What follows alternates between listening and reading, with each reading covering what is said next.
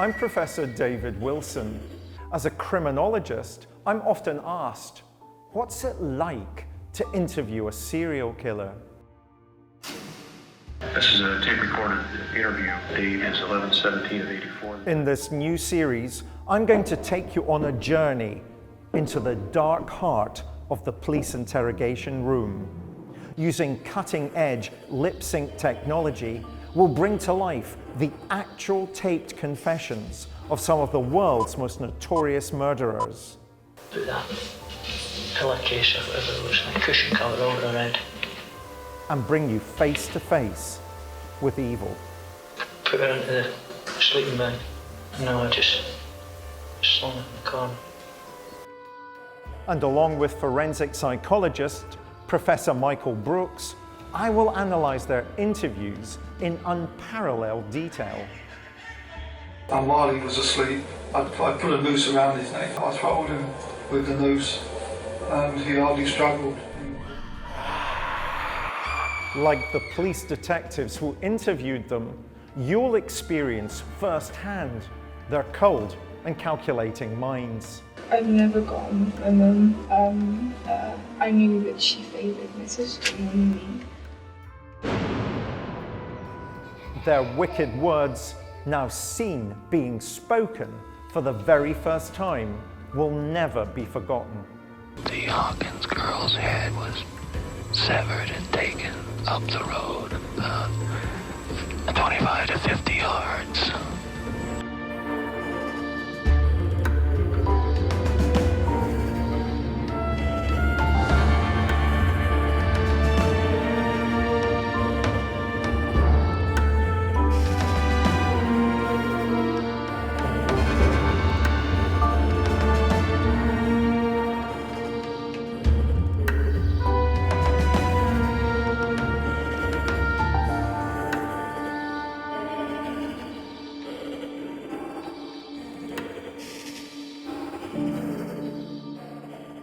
In the course of my work as a criminologist, I've written extensively about the history of British serial killing.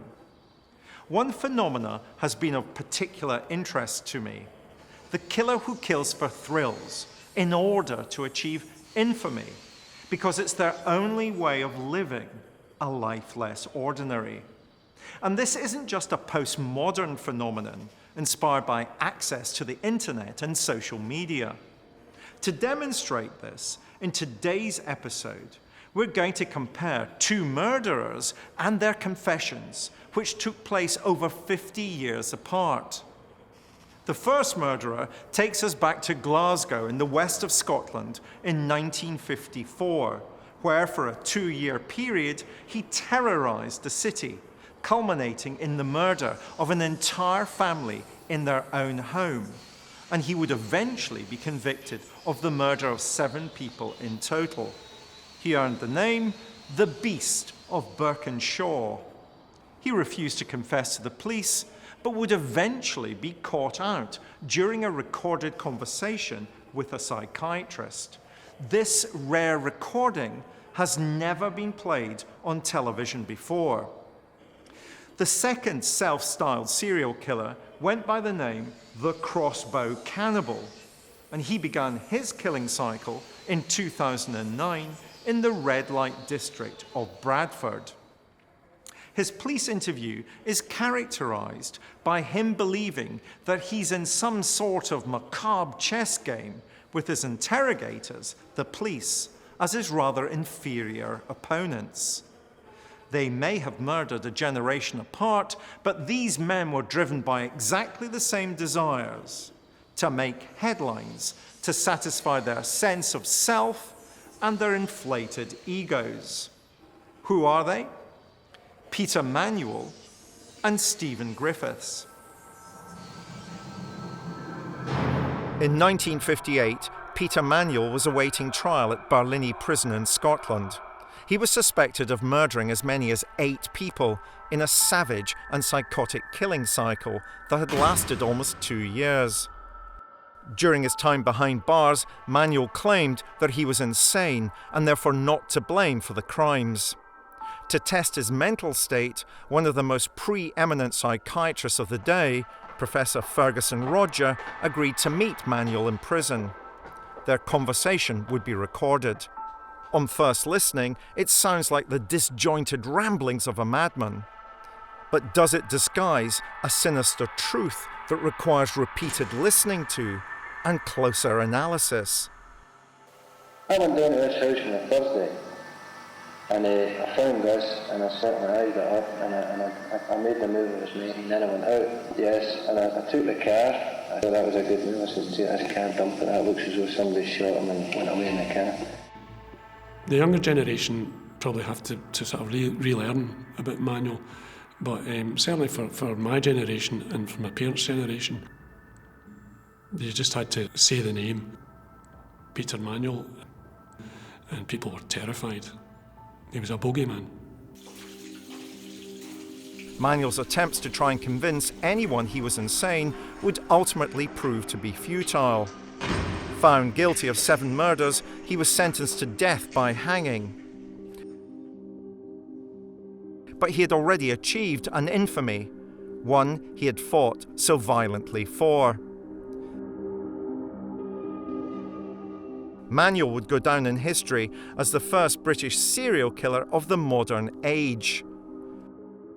Almost inevitably, according to the behavioural scientists, serial killers begin with petty crime, progress to crimes with a moderate amount of violence, go on to sexual assault and rape, and then escalate still further to murder, and often serial murder.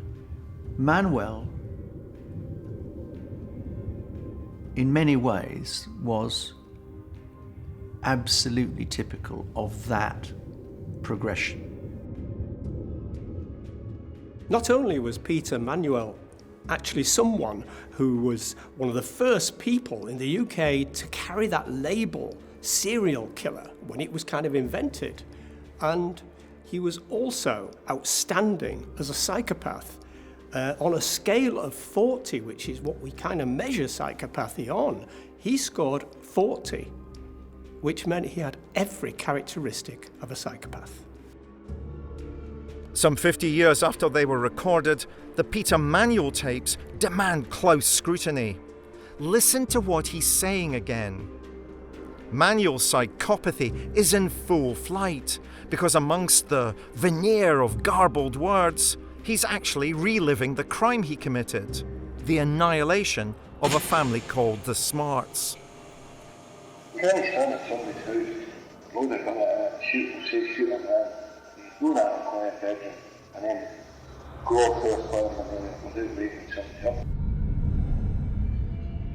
And then you let this thing back very carefully, because if you just put the safety off it goes off, lift it carefully, then you can fire it.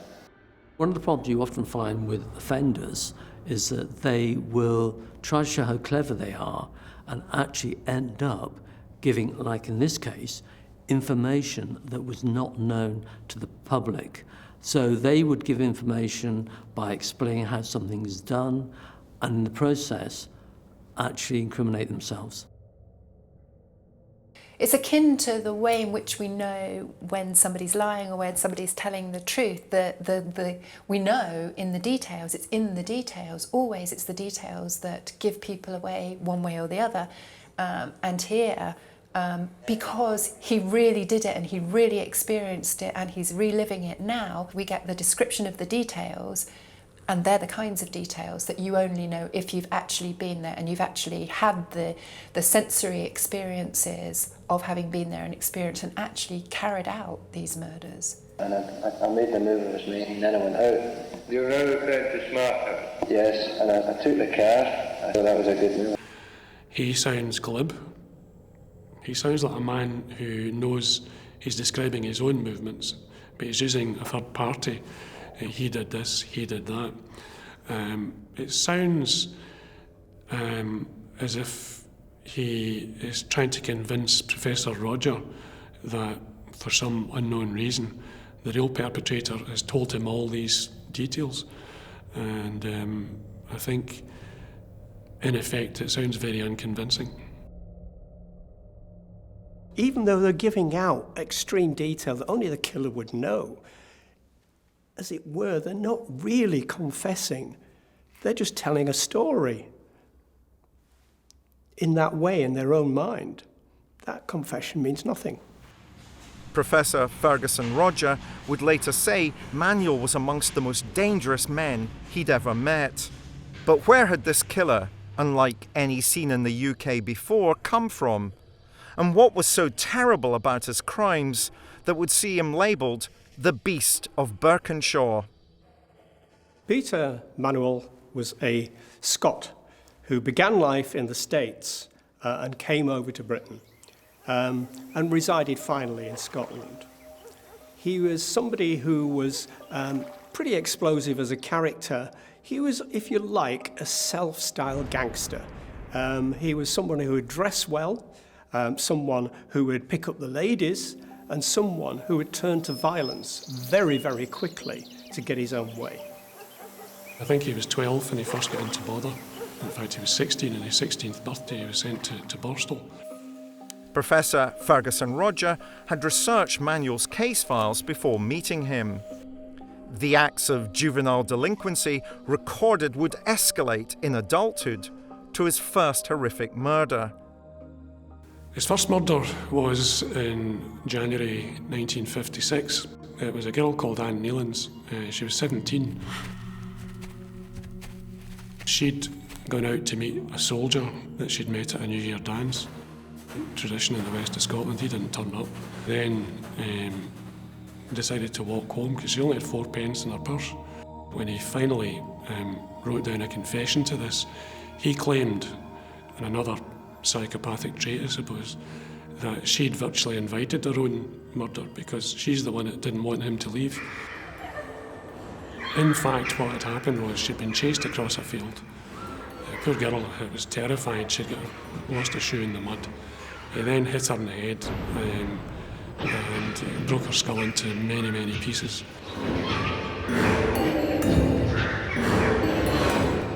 He's committed murder out in the open.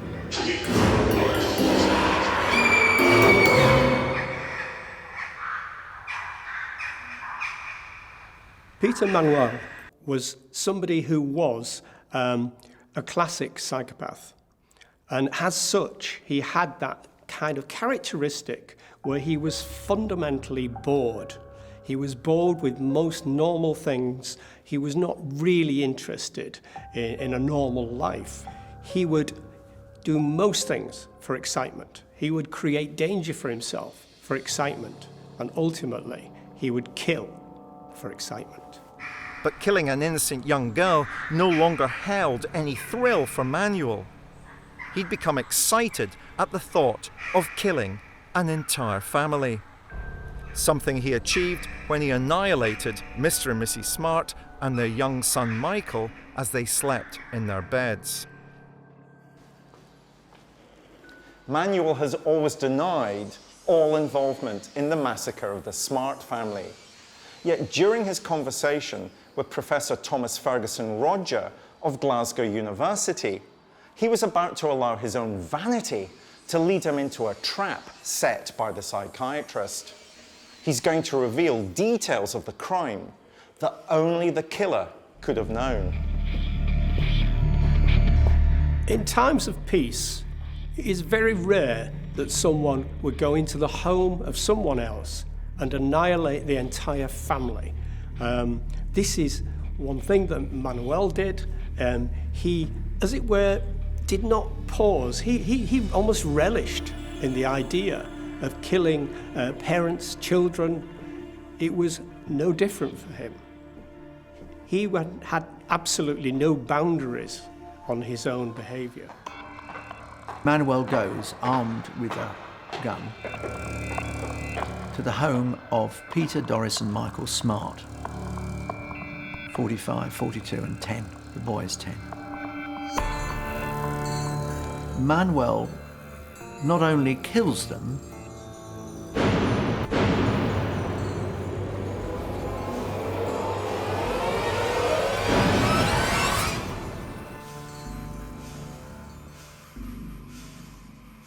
but then proceeds to live in the house with the dead bodies for 6 days. And perhaps further evidence of this trait that he had about staying at a crime scene. He was going back and forward to the house between the 1st and the 6th of January, and he was opening and shutting curtains. He fed the cat. He eventually stole the family car. There is something about Manuel's confidence that is nothing if not chilling. It isn't until after Manuel leaves the Smarts' home, the bodies are discovered, that the Scottish police finally cotton on to the fact that they actually have a serial killer. Manuel was arrested at the wheel of Mr. Smart's car. It wasn't long before the police began to connect him to a string of other murders. There was an abundance of forensic and physical evidence linking him to murder. But perhaps the most damning evidence of all came from his own mouth. I think that the extent to which we see Peter Manuel reliving his crimes in this statement is actually quite unusual. That he's actually back in the moment. He's not just thinking about what he's done, he's actually back there. And that's actually quite unusual. And it gives me an insight into what actually drove him, which was a pure excitement of doing what he did. His attempts to convince a psychiatrist he was insane would instead see him reveal details of the Smart murders that only the killer could have known. I said, this man's reconstructed a crime. I said, he told me when I went into the house and I didn't recognise Peter because I shot him with an automatic pistol like that, bang, bang, quick. I said, he's got a Beretta, it's defective. I said, there's a homemade film in it. I said, the magazine, the springs are open. The bang bang, click click refers to the murder weapon having a faulty barrel and the gun, a Beretta, being defective and needing to be reloaded down the barrel, not the chamber. The police knew this because they'd recovered the murder weapon. It was a faulty Beretta. If there's any clearer example of the chill in Manuel's soul, it is when he tells the psychiatrist that he's about to kill the 10-year-old Michael Smart in his bed. And he has to reload the gun. Can you imagine what the child must have thought? To see a man standing over him, clearly intending to kill him. What this fictitious third party has told him, he says that this chap had gone in to the house with a defective Beretta. Every third time it was fired, it misfired or it didn't fire. So when Manuel mentioned the Beretta's defect, he described it as bang, bang, click. And it does raise this spectre of this 10-year-old boy, you know, on the 1st of January, wondering what's going on, why is this strange man in my room, what are these noises? And then having to wait until Manuel loaded the gun for the third time. I said, the only way you can load it is put the safety connection in, pull back the carries, the whole carries, and it catches in the safety can, and you've got to put a bullet up a spout, and then you let this thing back very carefully, because you just put the safety off it goes off, lift it carefully, and then you can fire it. There's this presumption among psychopaths, narcissistic types, that they know better even than the police about their own job, and that they would educate them about how people would go about killing, even if it was kind of in the third person and not really talking about me, but this is how you would do it. They can't resist the idea of showing off and sometimes just drawing too much attention to themselves. I said, this man's reconstructed a crime. I said, he told me when I went into the house and I didn't recognise Peter because I shot him with an automatic pistol like that, bang, bang, quick. I said, he's got a Beretta, it's defective. I said, there's a homemade film in it. I said, the magazine, the springs are open. One of the chilling things about the tape is we discover, because this is an entire family, he's going to kill the Smart family, a mother, a father, and a child. He kills the parents first. The gun jams. He has to reload the gun prior to shooting the little boy. That's incredibly sadistic, is it not? So sadism is concerned with how much pain you inflict. But it was very instrumental, it's very purposeful. He knew that he wanted to eliminate the entire family, and that's what he achieved. The fact that the gun didn't fire the first time didn't deflect him from his objective to kill the parents and the child. The fascinating thing for me, as somebody that was raised in Glasgow in the west of Scotland, is that you've got a small geographic area in which Peter Manuel is going to operate as a gangster, as a criminal, as a murderer. That small area means a number of things. He's going to be eventually caught pretty quickly, but do you think Manuel gains psychologically out of the discussion that's going on in the local communities, out of the publicity that's generated about what's happening at the time? Again, it depends upon his motivation. Why did he decide to shoot this family? What was the purpose behind it? And as a behaviorist, I know that you will argue in a particular way, but let me push you. Why does he decide that he wants to wipe out an entire family? And for me, that's the key question. And is that simply a consequence of escalation from his previous behaviors? Not necessarily. We need to find out what the motives are. What's the rationale? What's the reasons? What's the purpose? What's the objective? Those are the things I think we need to establish. But his purpose and objective is just to be famous. Well, do we know that? Or is that just an assumption? Peter Manuel's game of death ended with his own execution in 1958. For a man who sought the limelight, it was perhaps fitting that his final stage would hold a trap door that would open and send him to his death by hanging. He was wakened at 6, and when you think about that statement, he was sleeping. I mean, he'd fallen asleep the night before. I think a lot of people wouldn't even have fallen asleep. But they woke him at 6, and he was given a glass of whiskey and a breakfast. Don't think that was just because it was Manuel, and that would appeal to his Jimmy Cagney view of life, you know, take a whiskey and then face the rope. I think that was a tradition they had. It was kind of macabre, but that's what they did. The third last Scotsman to be hanged before the abolition of the death penalty, and possibly the most notorious. For one thing that Manuel did manage to do was to chill the soul of the reporters who covered the case, of the lawyers who were present in court, because they felt they were somehow in the presence of someone who lacked any kind of heart or sympathy or soul, that he was just a machine, a killing machine. Manuel's crimes are almost certain to have been studied 5 decades later by Stephen Griffiths.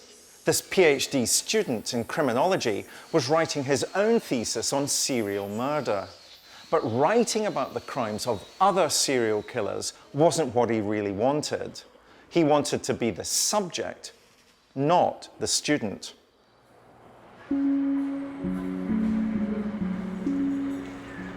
In May 2010, Bradford PhD student Stephen Griffiths was taken into custody. Police had caught him literally red-handed, murdering a local sex worker in the corridor of his block of flats. With such incriminating evidence held against him, Griffiths sat down to be interviewed by detectives. He was determined to present himself as a master of murder for whom being caught on camera was all part of his plan. Stephen, yeah. You're further arrested with suspicion of murder of Susan Blue between Friday the 21st and today. From the outset, Griffiths' modus operandi for his killings seemed to be very meticulously planned. He would, as it were, groom or at least befriend one of the prostitutes, get them back to his place. He would then dispose of them in his own mind, very cleanly, with a crossbow. In this, it's almost pre-planned that he was looking at the front page of the tabloids and envisioning himself as some kind of crossbow killer. I think it would be fair to say that Griffiths thought himself superior to the officers interviewing him. Whether he was is a matter of doubt, but it's certainly that he liked to present that. After all, I'm doing a PhD in criminology at the University of Bradford. I know far more about crime and criminology than you do, and I've got a degree in psychology, and so I'm not going to treat you as my equals. You are my audience. You are there to take down my words. You are my disciples, my pupils. You are there to be given my words of wisdom. What an absolutely outrageous, inflated view of himself. And what sort of location have you put them in? If you can't tell us where, what sort of location have you put them? I don't know. Where a robot, where a computer would put it. You know, a rational, emotionless aberration would put it. I'm not sure that the reason why he's not revealing the location of one of the bodies is so much as a bargaining chip here. It's more for his own satisfaction, so that he can hold on to one last piece of, in a sense, his pride, his professional pride. It's his one piece of expertise that remains, the one piece of information that he holds on to, that separates him, that allows him to maintain the separation from everybody else. Otherwise, his behaviour, what he's done is no longer something special that he owns, that is his. It's just something that everybody knows about. Why did you feel the need to kill her? I don't know.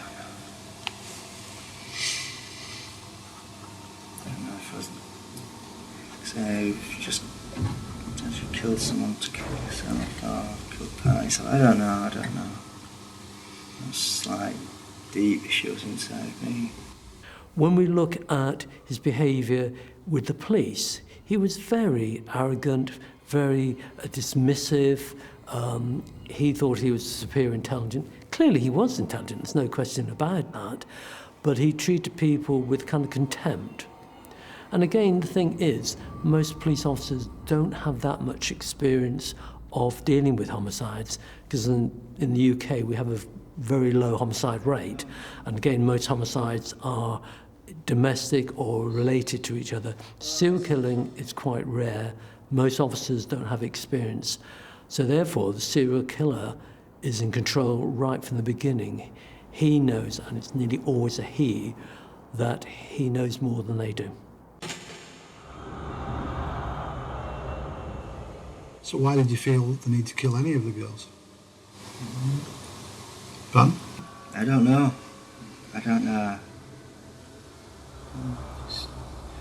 Well, I'm misanthropic. I don't have much time for the human race.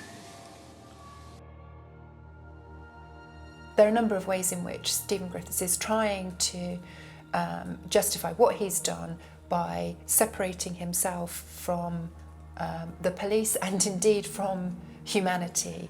I don't have much time for the human race, as if he weren't part of it, as if what he's done is not part of the world.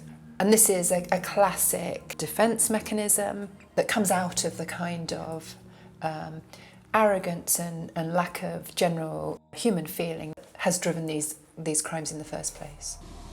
And what sort of location have you put them in? If you can't tell us where, what sort of location have you put them? Where a robot, where a computer would put it. You know, a rational, emotionless aberration would put it. I was struck by a number of things that Griffiths said in these interviews. I thought this idea of where would he put the bodies, where a robot would put the body, where a computer would put it, yeah, you know, a rational, emotionless aberration. Is this him trying to play with the police? Is this him trying to show off to the police? Is he playing chess? Or is that just reflective of who he is? That he's emotionless, that he functions as a robot, that he doesn't feel these things? Well, then we've got this statement that he says, sometimes you kill someone to kill yourself. Can we accept that as a motive for why he would kill his victims? I think we can give it some credence. If this seems to be, when undertaking a full analysis of the case, one of the dominant factors, one of the rationales for why he may have perpetrated the offences that he did. It's getting quite deep, and that may be sort of linked to some of his studies in terms of why do people commit offences, but what is it within him that he's wanting to kill? Stephen Griffiths was born in 1968. Raised in Yorkshire, his early years were characterised by a fractious family upbringing. His father left very early, and his mother seemed to struggle very much with actually making a living. His early life was a little bit of a struggle. He wasn't the most sociable of people. However, he did very well at school, and his educational abilities were pretty high. At the age of 17, Griffiths is sentenced to 3 years for attacking a supermarket manager, a female supermarket manager. While he's in prison, he is analysed and in fact diagnosed as a schizoid psychopath. He confesses that he has or fears that he could become a serial killer. When he emerges from prison in 1991, he commits another crime. He holds a knife to the throat of another girl, but he doesn't go through with the killing. There's not a killing this time, but he's sentenced to another 2 years. I think throughout this period of his adolescence and his young adulthood, Griffiths was trying to become what he hoped he was but knew he wasn't. A man with whom people would fear, a man who could hold Bradford to ransom, could terrify the police, could hypnotise police forces across the country. When we examine the career trajectory of Griffiths, it's fairly obvious that he had pre-planned much of what he carried out. I believe quite strongly that he planned from a very early stage, not only to dabble in killing, but to become the most notorious designer serial killer that he could possibly construe. We've heard two very different styles of confessions from two killers with a common goal: bloody notoriety, a desperate desire to stand out from the crowd and be noticed. But ultimately, their deadly achievements only amount to the tragic loss of life, ending with Peter Manuel being sent to the gallows and Griffiths sent to prison with no chance of ever receiving parole.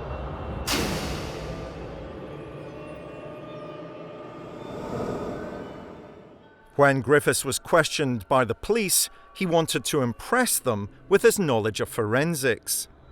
This extended to his reason for burning one of his victims' bodies. Well, to destroy DNA, but like I say, in such a reckless, crazy manner.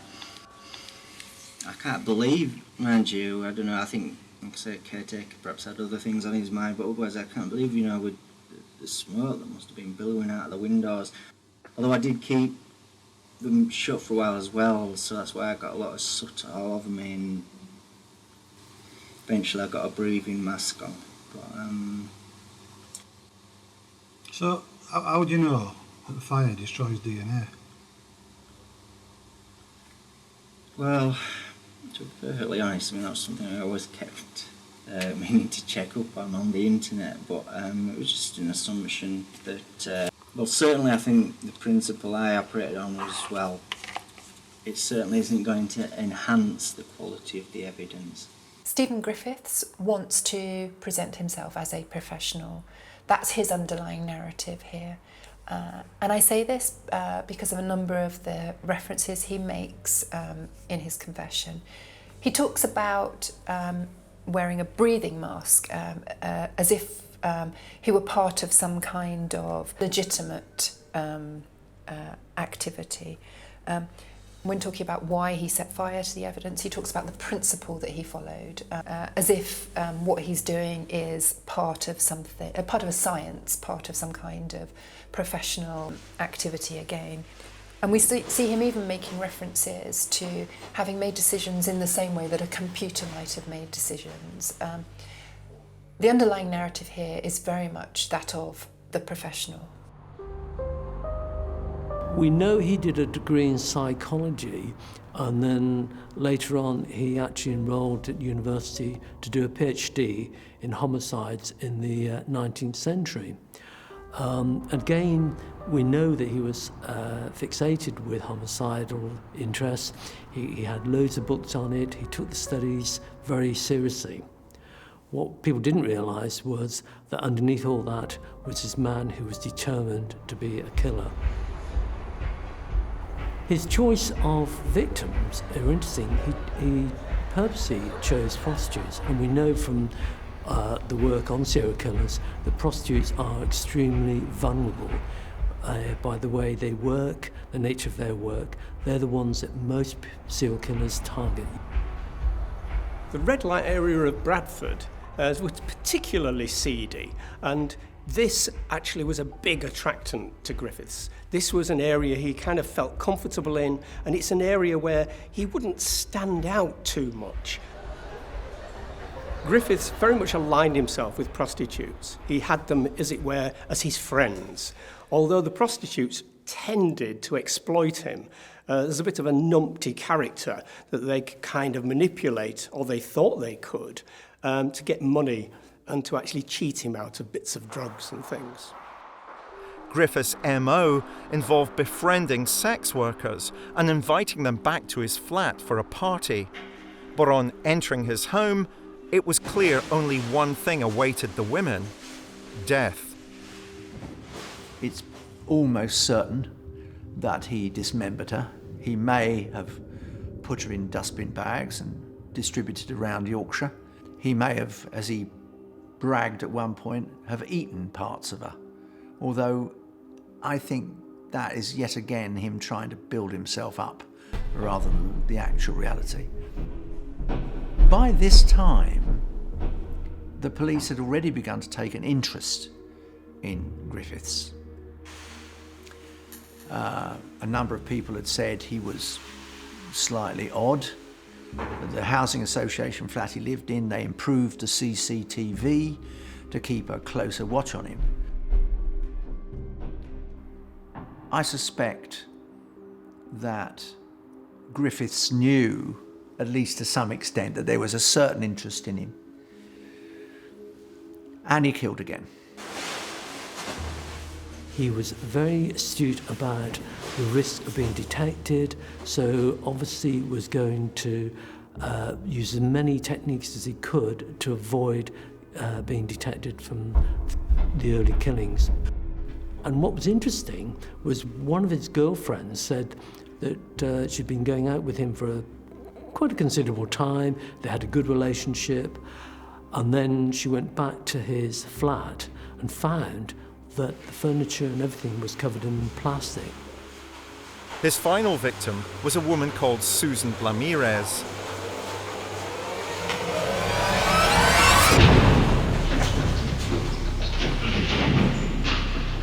Final prostitute, Blamirez, as she escapes from the flat, they're outside.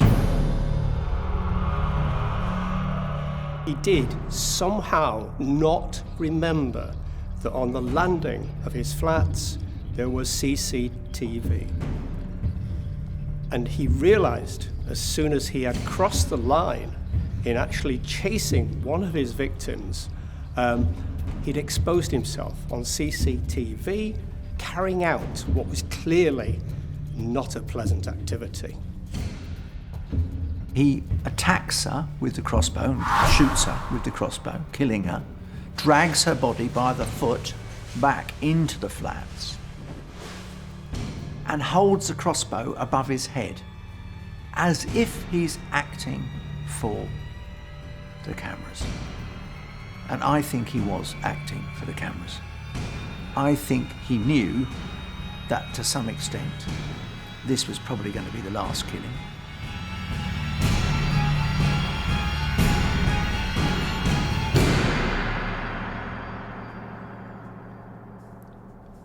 There was no way that he could escape the fact that this is all being caught on CCTV. And I think he relished it. I think he thought, this is my signature. I will forever be known as the Crossbow Cannibal. So, how would you know that the fire destroys DNA? Well, certainly I think the principle I operated on was, well, it certainly isn't going to enhance the quality of the evidence. So Michael, Stephen Griffiths, the PhD student in criminology, we both supervise PhD students. Is this confession about him showing off his criminological knowledge? I think it shows a lack of insight and awareness because he didn't research sufficiently, if at all, the impact of fire on DNA evidence. You'd have expected someone who was studying for a PhD, if they were going to carry out something that was very deliberate, to have researched the consequences of that action. And he never went onto the internet to find out about fire and DNA. I find that surprising. My biggest surprise with Stephen Griffiths is that after he was arrested and convicted, it was discovered that he had been reviewing my books, and that made me think very carefully about the need to self-censor. You know, do these serial killers research in a way to become better killers? And I wonder what responsibility you and I have, people like you and I have, to be very careful about the kinds of information that we're prepared to put in the public domain. Well, I think that is always a difficult area. Certainly, those who want to perpetrate serial murders may well read about it beforehand, others may not. It's the same as when crimes are reported on TV, certainly when there's ongoing investigations and the perpetrator hasn't been caught, and individuals are interviewed by reporters about who they think may have committed the offence and what are the features and the characteristics. All that can feed into a knowledge and awareness of how to avoid detection. One of the things you find with serial killers is they do like to establish their record. They do like to establish what they've done, how they've done it, because there's almost kind of like a pecking order of serial killers. We think of Yorkshire Ripper, we think of Ian Brady, we think of Black. There's a pecking order in terms of serial killers, and the new guy on the block wants to establish his role. Griffiths obviously wanted to create a myth of himself, a myth of how horrible he was and how monstrous and how depraved and all of the above, and would hint at what he might have done and how he might have done it. I might have eaten them, or I might have dismembered them, I might have distributed their bodies. I think it's flim-flam. I think it's no more than a magician in a fairground. I think he doesn't deserve to be taken seriously. I don't think much of what he said he did. I think in the end he is a man of straw, but for the fact that he killed 3 unfortunate women.